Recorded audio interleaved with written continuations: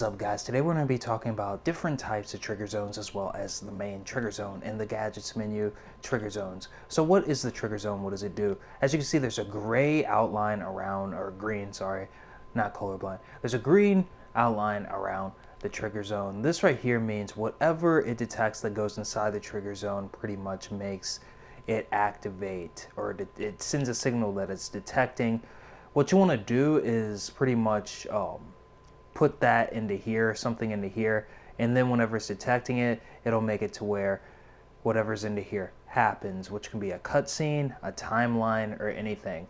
Now there's different types of trigger zones. Right here you can actually put what you want it to detect. You can detect a tag, put the tag inside of the Puppet microchip, and then it will detect that. Or you can use labels, give the thing the proper label, such as this right here. We can go ahead and give it the proper label.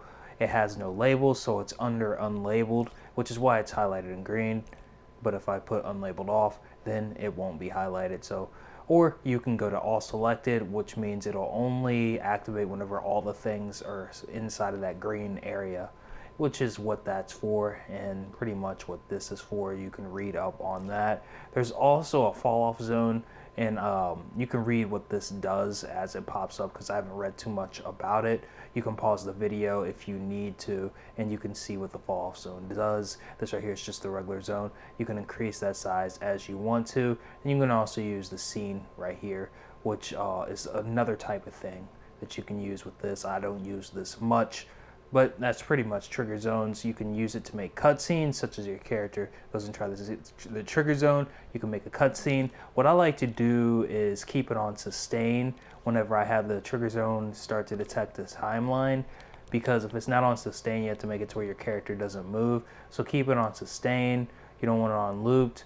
You can put it on once, just make it to where your character doesn't move, so that way whenever they go off of it, if you want the commentary to stay in the same place, you'll want it on sustain. And that's pretty much what a trigger zone is. Now there's different types of trigger zones. Some other gadgets have their own types of trigger zones, such as the health bar. The health bar even has its own trigger zone to where it can sense impacts and stuff like that. I think it's either the health bar or the health modifier, one of the two. Let's see here. Yeah, it's the health modifier. It has its own trigger zone as well. There's various gadgets that have their own trigger zones that you can use to pretty much do different things, and you can see it right here. What you want to do is put it on zone, and it has its own trigger zone also. And pretty much this is good for classic RPGs, such as if you didn't want it to sense the impact, if the thing or a thing that's attacking is within this radius, then it will do the damage, or then it will heal. And that's what this kind of trigger zone is essentially for. Now, trigger zones are not hitboxes. You can use them as hitboxes, but hitboxes are essentially, let's go ahead and go here, pull out a puppet. You can use them as hitboxes, but I recommend not doing that. I recommend using an impact sensor, and then pretty much L1 and squaring on your thing. And then this is the hitbox. You can customize that right here. This is the hitbox. You can choose what it collides with and the label of it, and that's pretty much how you would get it to do damage with the proper labels and the proper collisions. You need collisions on, and it'll sense collisions around that area. You can also make attacks with this. You can L1 and X on specific areas, make it to where the hand is a weapon. You can do that kind of thing also. Using the force applier, you can add knob back to where it doesn't constantly hurt it, or with the impact sensor, you can do different types of, or the laser scope. I think you use the laser scope also.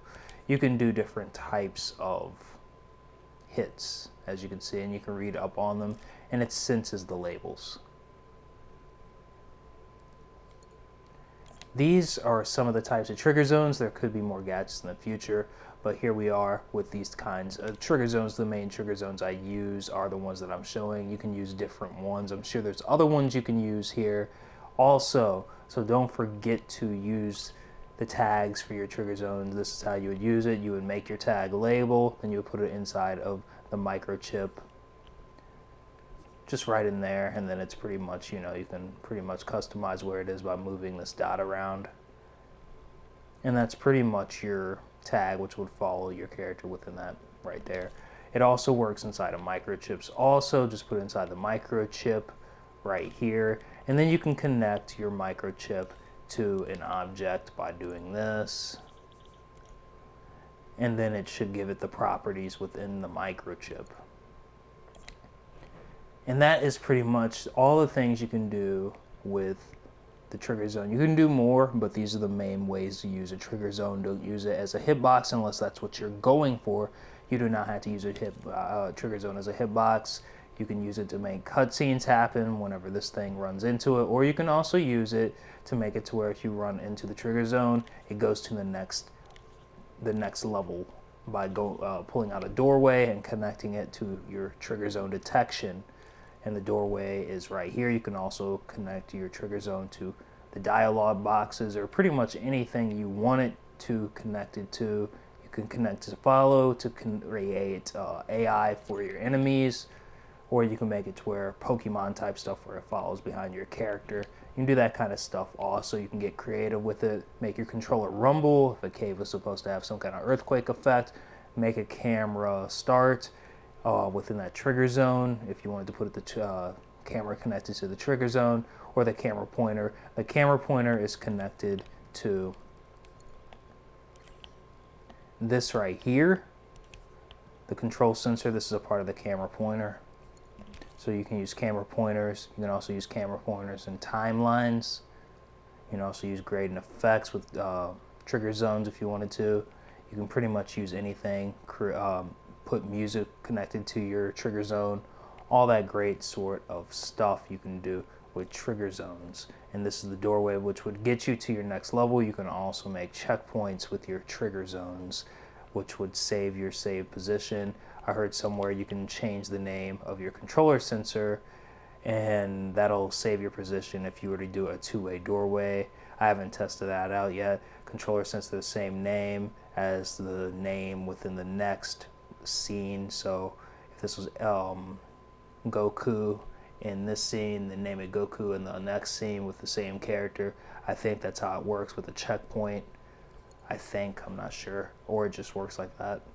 But this is the things that I've seen, the things that I've heard. Some again, the checkpoint thing I haven't really done, but here we are. Don't forget to subscribe, guys. Check out my channel playlist for individual tutorials on logic, sculpting, music, and more. And I hope this helps you guys out. You can pretty much connect anything to the trigger zone to make it detect whenever it detects. What you want to do is pull out a keyframe. If you were to do once with a timeline, pull out a keyframe. And this is how I do it, at least. Make it to where this is on none with the keyframe, or power it off, one of the two, or disable controls if you want something connected inside of it, or you can just take this off and then connect that to your keyframe after you're done recording. So whenever it detects what it needs to detect, your person won't be able to move your character. Put it inside of a timeline.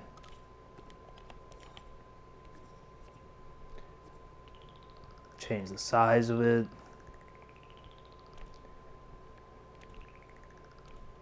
Make sure it's not on keep. So whenever it's done with this, it'll power off the keyframe. Your character can move again. So if you have comments and stuff, dialogue, then that'll all play, but your character won't be able to move. And that's if you have your timeline on once. So that's how you do all that. That is how you do all that. That is how you do all that. Don't forget to subscribe. If you have the keyframe inside the timeline, you don't really have to put it inside of connect the trigger zone to the keyframe, just connected to the timeline itself.